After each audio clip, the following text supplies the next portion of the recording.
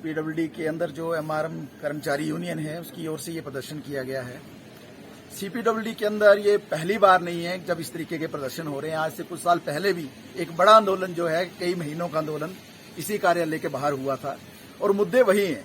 कई साल बीतने के बावजूद भी आज भी सीपीडब्ल्यूडी के अंदर जो श्रम कानून है देश के, वो लागू नहीं हो रहे हैं।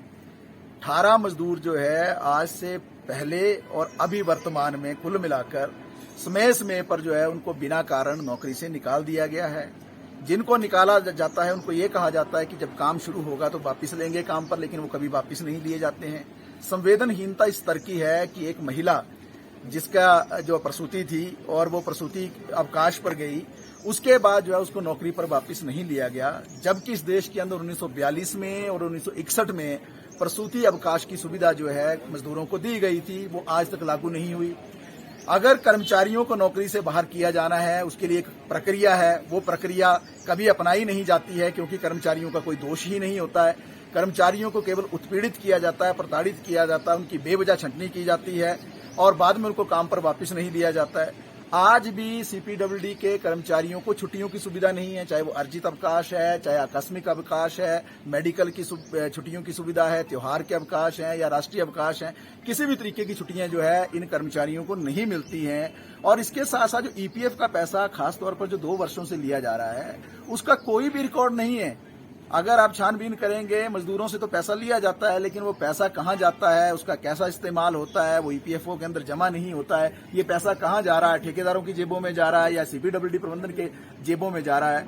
लगभग 150 कर्मचारी यहाँ पर काम कर रहे हैं, तो उसके पैसे का अगर हिसाब किताब लगाया जाए तो लाखों रुपए में ये पैसा चला गया। जो मेडिकल की सुविधा, वो मेडिकल की सुविधा दी नहीं जाती है और लगातार जो है ईएसआई का पैसा काटने के बावजूद भी उस सुविधा से जो है कर्मचारियों को वंचित कर दिया जाता है।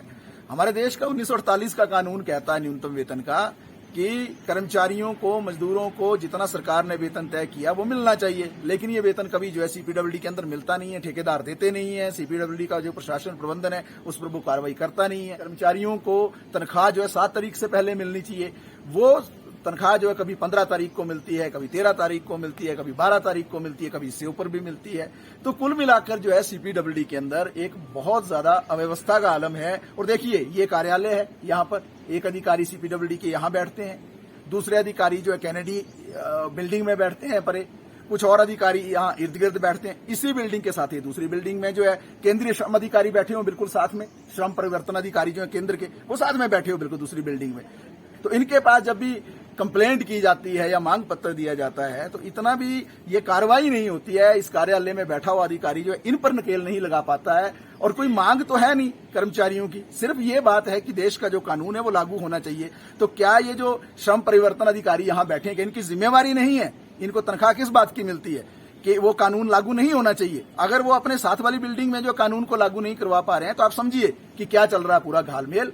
पूरी ठेकेदारों की, श्रम विभाग की और जो सीपीडब्ल्यूडी विभाग है, इनका पूरा घालमेल है, इनकी पूरी मिलीभगत है, जिसके कारण जो है ये कर्मचारी प्रताड़ित हो रहे हैं। हम ये जताने आए आज के प्रदर्शन के माध्यम से कि अगली जो समझौता वार्ता होने वाली है अभी श्रम अधिकारी के पास, अभी से कुछ 8-10 दिन बाद, तो उसमें जो है अगर वो ये जो मजदूर नौकरी से निकाले गए हैं, इनको अगर कर्मचारियों को नौकरी पर वापस नहीं लिया जाता है और श्रम कानून लागू नहीं होते हैं, जिन श्रम कानूनों का मैंने जिक्र किया आपसे, तो निश्चित तौर से आज से कुछ साल पहले जो महीनों आंदोलन यहाँ पर चला था, उस तरीके की घेराबंदी जो है हम एक्शन साहब की शुरू करेंगे और तब तक आंदोलन को लड़ेंगे जब तक जो है कर्मचारियों और मजदूरों को न्याय नहीं मिलता है।